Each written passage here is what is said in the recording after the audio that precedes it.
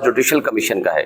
Judicial commission کا طریقہ کار یہ ہے کہ جوڈیشل کمیشن یعنی چیف جسٹس آف پاکستان، جس کے اوپر ہمیں بھروسہ نہیں ہے کہ ہمارے اوپر ہمیں ان کے اوپر اعتماد نہیں ہے کہ وہ ہمارے ساتھ انصاف کریں گے، اور ادروائز بھی سپریم کورٹ کے 5 ممبر بینچ فیصلہ دے چکا ہے کہ عمران خان اور ان کے جو بھی مقدمات ہیں ان کو وہ نہیں سنیں گے۔ باقی ججز پہ مشتمل کوئی بھی جوڈیشل کمیشن بناتے ہیں، ہم نے ہمیشہ مطالبہ جوڈیشل کمیشن کا کیا ہے۔ ہم ان کٹ پتلیوں کو کہیں کہ کوئی بھی اپنا بندہ بٹھائیں، اس کو کمیشن کا نام دیتے ہیں، ان کی حیثیت کیا ہے؟ اور ویسے بھی یہ ریجیکٹڈ لوگ ہیں۔ دوسری بات، جیسے روف بھائی نے یہ بڑی تفصیل کے ساتھ آپ کو بتا دیا، یہ ہم نے ان کو نہیں کہا تھا D G I S P R صاحب آپ آ کر کمیشن بنائیں، ہم نے ان کو کب کہا؟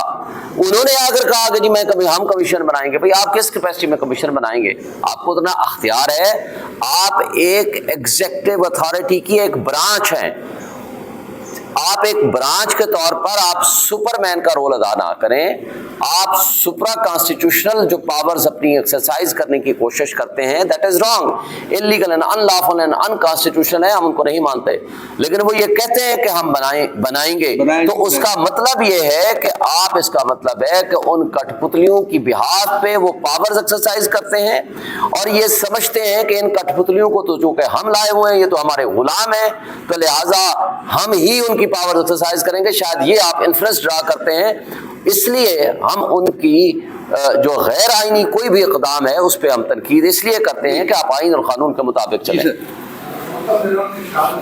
ایک نقشہ کھینچ سکتے ہیں اپنے ذہنوں میں کہ ملک جو ہے وہ کس طرف بڑھ رہا ہے اس وقت، ملک جو ہے وہ امن کی طرف نہیں بڑھ رہا۔ اور یہ بھی آپ دیکھیے آج آئی ایم ایف کی رپورٹ جو آئی ہے، اس میں جو اسٹیٹمنٹ آئی ہے، اس میں انہوں نے بڑے کلیئر انداز میں نشاندہی کی ہے کہ پاکستان کی پولیٹیکل انسٹیبلٹی جو ہے وہ ایک بہت بڑا ڈی اسٹیبلائزنگ فیکٹر ہے۔ دیٹ مینس کہ یہ الٹیمیٹلی ان کے فیصلے کے اوپر بھی امپیکٹ کرے گا۔ ہمارے کچھ انتہائی برادرانہ اور دوست ممالک کے دوست جو پاکستان آ رہے تھے، وہ وہاں بھی ان کے وزٹ کو بھی ڈیلے کیا گیا ہے۔ یہ ڈیلے انہوں نے خود کیا ہے، ہم نے نہیں کیا، انہوں نے کیا، لیکن وہ بھی آبویسلی کو وجوہات ہوگی جس کی وجہ سے اس وزٹ کو ڈیلے کیا گیا ہے، اور پاکستان کی جو پولیٹیکل انسٹیبلٹی ہے اس ملک میں وہ ان میں سے سب سے امپورٹنٹ وجہ ہے جو ہمیں نظر آتی ہے۔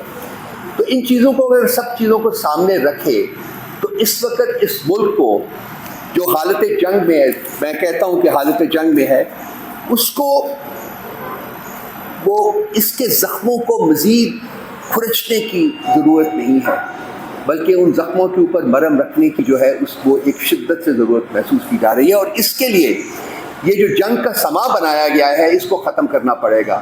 اور یہ جنگ کا سما صرف اور صرف اس صورت میں ختم ہو سکتا ہے جبکہ پاکستان کو دوبارہ آئین، قانون اور انصاف کے راستے کے اوپر چلنے دیا جائے، اور یہ اس صورت میں ممکن ہوگا جبکہ شخص واحد جو ہے وہ اپنی جو ایک امبیشن ہے اس کی کہ وہ اس سیاست کو اپنے تابع دیکھنا چاہتا ہے، وہ اس کو کنٹرول کرے، اور جو اس ملک کے جو افراد ہیں، اس ملک کے جو ادارے ہیں، ان کو آزاد کرے تاکہ وہ ملک کو آگے لے جا سکیں۔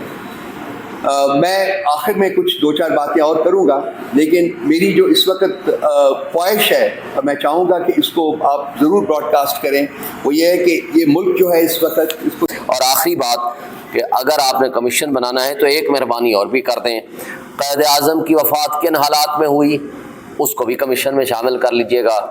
لیاقت علی خان کا مرڈر ہوا اور اس کے بعد اس کی فائل کا کیا بنا، کمیشن کا حصہ بنا لیجئے گا۔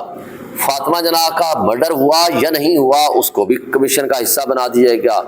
بھٹو کی جو جوڈیشل آپ نے کہہ دیا کہ یہ جوڈیشل مرڈر تھا، لیکن جنہوں نے یہ مرڈر کرانے میں شریک گفتگو تھے، شریک کار تھے، ان کے بارے میں آپ نے نہ سپریم کورٹ نے کچھ لکھا نہ کچھ کہا۔ کون لوگ تھے؟ کیا اس کا راولپنڈی ہماری اسٹیبلشمنٹ سے کوئی تعلق تھا؟ اور اگر تھا تو کون تھے؟ اس کو بھی کمیشن کا حصہ بنا دیجئے۔ اور بے نظیر بھٹو مرڈر کیس میں بھی جو کمیشن ہے اس کے فیکٹس بھی سامنے آ جائیں تو ہم سب کے لیے، اس ملک کے لوگوں کے لیے بہت سارا بھلا ہوگا۔ Thank you sir.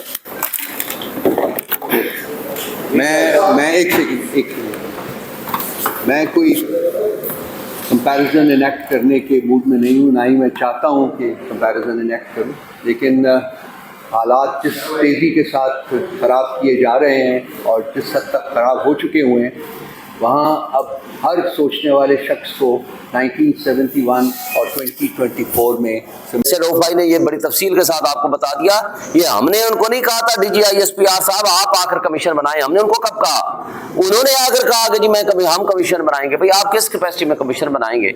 आपको इतना अख्तियार है, आप एक एग्जीक्यूटिव अथॉरिटी की एक ब्रांच हैं, आप एक ब्रांच के तौर पर आप सुपरमैन का रोल अदा ना करें, आप सुप्रा कॉन्स्टिट्यूशनल जो पावर्स अपनी एक्सरसाइज करने की कोशिश करते हैं, that is wrong, illegal and unlawful and unconstitutional है, हम उनको नहीं मानते।